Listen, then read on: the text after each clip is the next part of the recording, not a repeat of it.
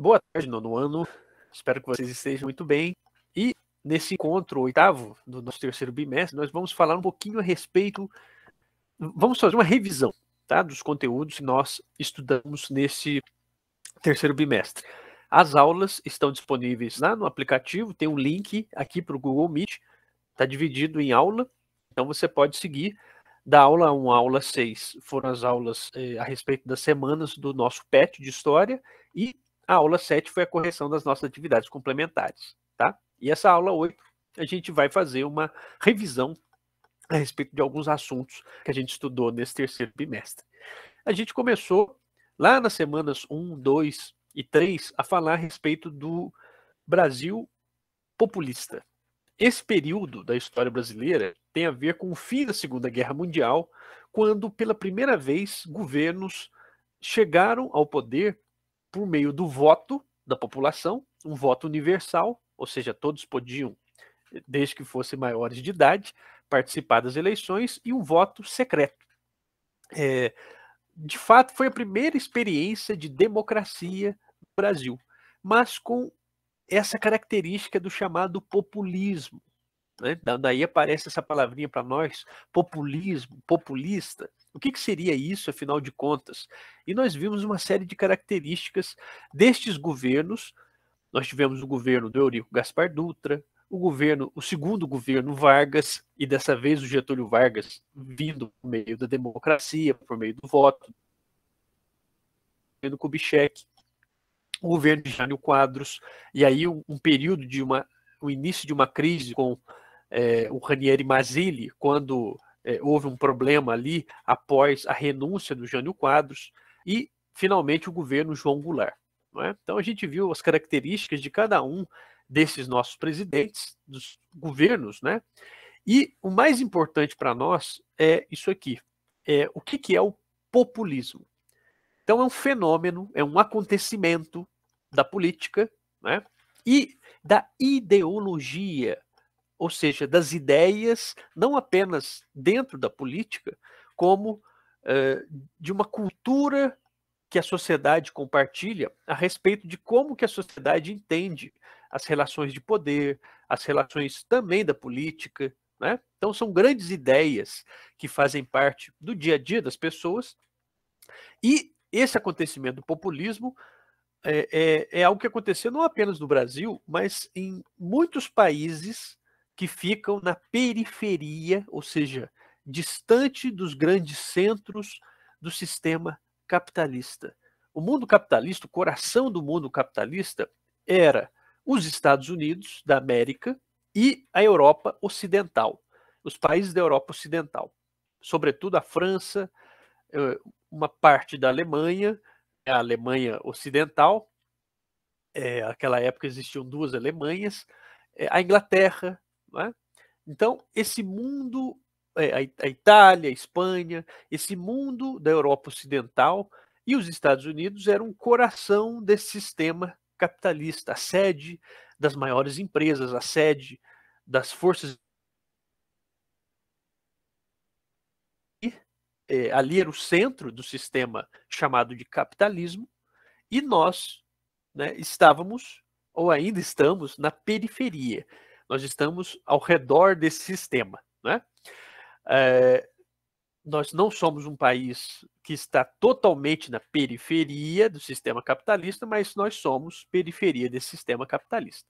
Então, esse fenômeno do populismo aconteceu nos países chamados subdesenvolvidos ou de terceiro mundo. O Brasil, a Argentina, né, México e etc. O que acontece nessa situação do populismo, né? Existe uma relação entre o Estado, os poderes estabelecidos do governo, e as massas, a população, o grosso da população, a grande parte da população, né?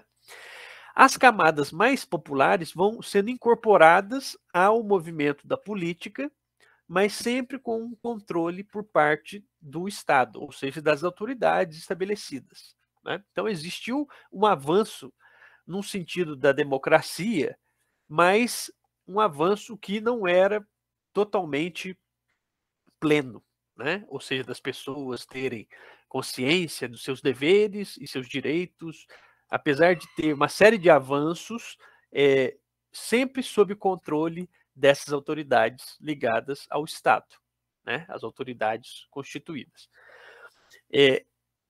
A expectativa de setores populares por uma ação salvadora do Estado.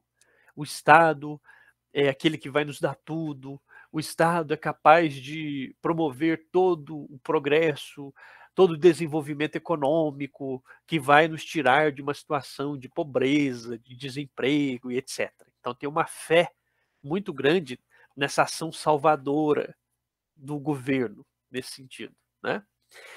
Esses governos populistas tinham uma ideologia nacionalista, ou seja, voltados para uma ideia de apego à nação, à pátria, o patriotismo, o uso de slogans, de bandeiras, das cores nacionais, no caso do Brasil, verde e amarelo, propagandas exaltando o progresso que estava sendo alcançado, a modernidade, enfim, estava chegando, a justiça social, o crescimento econômico. Então é um momento geralmente de um grande otimismo desses governos populistas, né? E existiam as lideranças carismáticas. A liderança carismática é aquela que consegue conquistar a população por causa do seu jeito. E tivemos o Getúlio Vargas, o Juscelino Kubitschek, principalmente, o Jânio Quadros, presidentes carismáticos, presidentes que sabiam se apresentar para o público e o público amava esse espetáculo, né, promovido por essas personalidades. Então existe uma relação direta entre o povo e o seu governante, né, essa identificação carismática. Então isso vai caracterizar principalmente o chamado populismo, que nós estudamos nas semanas 1 e 2. Tá? Nas semanas 3 e 4, nós vimos mais a respeito do momento seguinte, que foi o movimento dos governos militares. Né?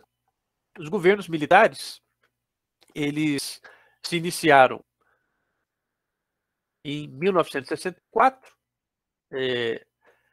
Nós só podemos entender esses regimes militares do nosso país a partir da chamada Guerra Fria, o medo no mundo influenciado pelos Estados Unidos, no mundo capitalista, e o Brasil fazia parte desse mundo capitalista, o medo de que uma conspiração ou movimentos identificados com o socialismo ou com o comunismo pudessem tomar o poder e transformar o Brasil num país comunista, sem a propriedade privada, proibindo ou perseguindo a religião, sobretudo a religião cristã. Então havia um imaginário no mundo daquela época que a União Soviética podia financiar conspirações e golpes para tentar tomar o poder, e com isso existia todo um medo a respeito da chamada ameaça comunista, ameaça vermelha e etc.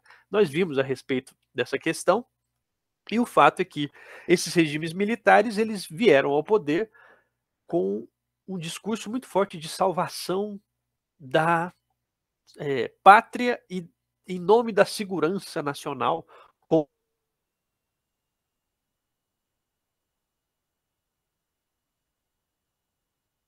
contra essas ameaças estrangeiras. Né? E, claro, esses governos militares, tivemos eleições diretas para presidente, eram indiretamente eleitos esses presidentes, né?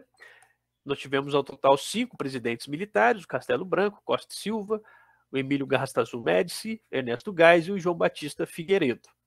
Nós vimos que esses governos militares eram nacionalistas, então nesse caso eles tinham uma certa ligação com esse populismo também, populismo do período anterior.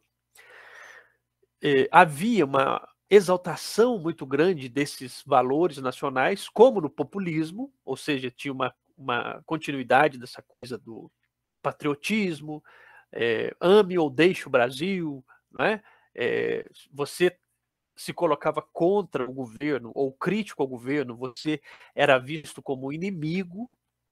E, principalmente a partir de 1968, com o ato institucional número 5, chamado AI-5, esse regime militar, ele teve um fechamento no sentido de endurecer a política, o sistema político, perseguir opositores, e muitos que se colocavam como críticos acabaram sendo presos, torturados, julgados sem nenhum tipo de direito previsto numa democracia, porque não era mais uma democracia, né? Eram governos militares autoritários, né?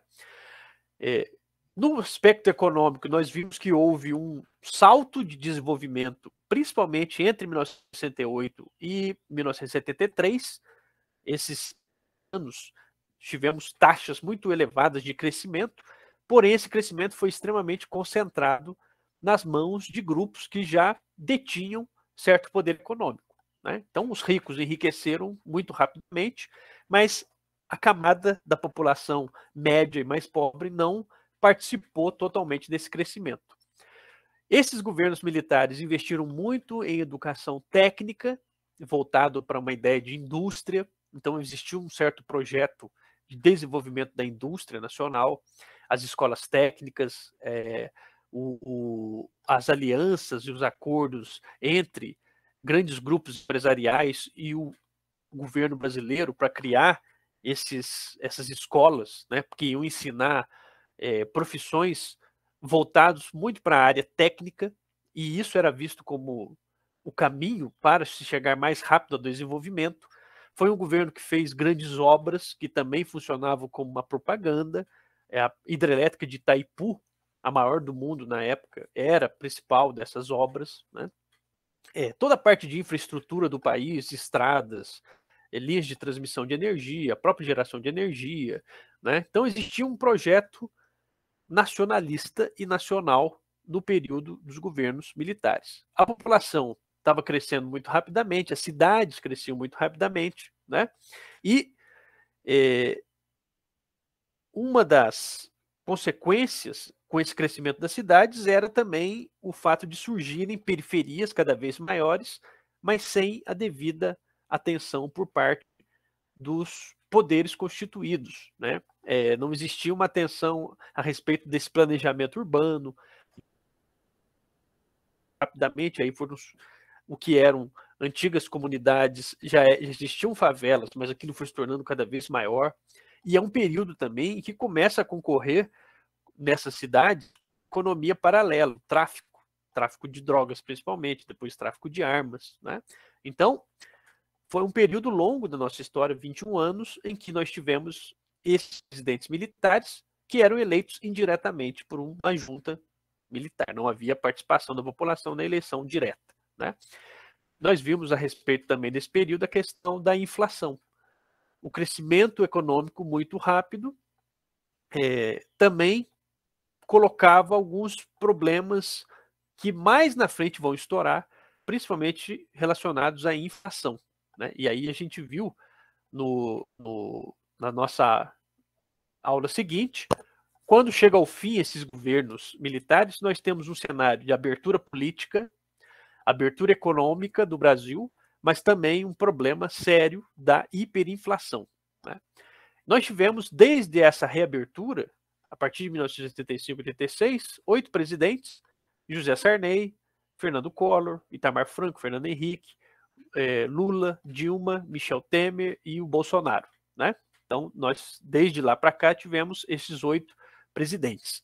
E vimos também que, com essa abertura política e econômica, houve a elaboração e aprovação da nova Constituição brasileira, que são as leis que mostram o que é realmente o país, o que é, afinal de contas, o Brasil. No caso, somos uma república federativa, um governo do povo, pelo povo e para o povo, que se organiza de uma forma federativa, ou seja, temos a divisão de várias federações, que são os estados, que formam uma união, que é o Brasil, né, representado pelo seu governo federal, que fica numa sede, Brasília, que é a nossa capital.